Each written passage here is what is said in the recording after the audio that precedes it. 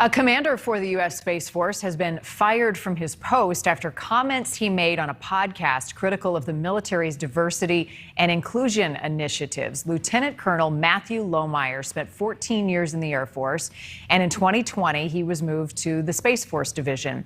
He has written a new book claiming Marxist ideologies are creating division within military ranks. And according to military.com, Lohmeier was relieved of his post Friday, and an investigation is now underway to determine if he and his comments, quote, constituted prohibited partisan political activity.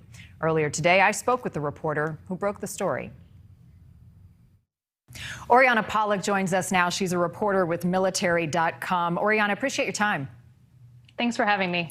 First of all, tell us about this book and the commander's claims that Marxism has influenced the U.S. military.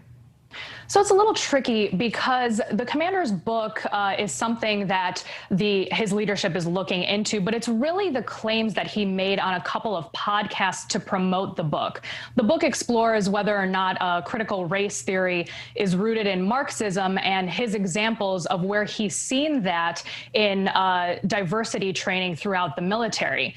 But during the podcasts, he did have a little bit of criticism for some of his leadership, to include Secretary of Defense Lloyd Austin, as well as the Pentagon press secretary, on how they may have been divisive, at least to him, in how they've been promoting diversity and inclusion training in these extremism stand-downs. So that is what his leadership is currently investigating, whether or not he's been engaging in partisan rhetoric while promoting the book. What can you tell us about the commander and his history? Yeah, so he's been with the Space Force ever since the Space Force's inception in 2019. He joined in 2020.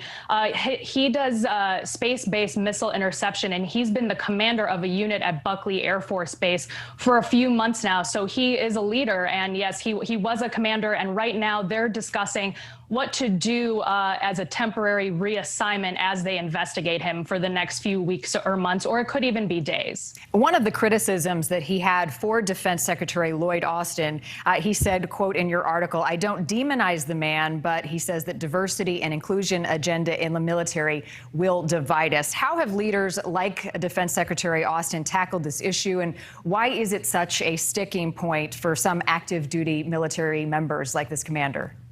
Yeah, absolutely. So you've seen from the Pentagon, they've been really strict in promoting this extremism stand down. They really want to talk about white supremacy in the ranks and rooting that out to be able to, not have a lot of political biases from their active duty troops. That is something that active duty members, they are encouraged to take part in the democratic process, absolutely, but they should not be engaging in partisan rhetoric. So some of these stand downs, they're discussing whether or not, active duty troops should be engaging in some of this discussion, especially on social media, where the lines are a little bit blurred on what they can and cannot say. And as they're studying this, there will be some rules of the road in the future. Some at home may wonder, how much freedom do active duty military members have in expressing their own political opinions while in uniform? Yeah, absolutely. So again, they are allowed to take part in the democratic process and vote, of course.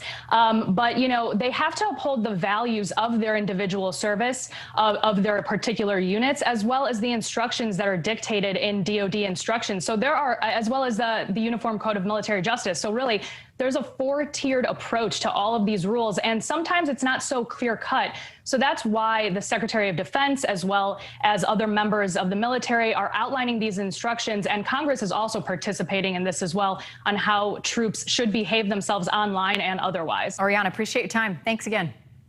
Thanks for having me.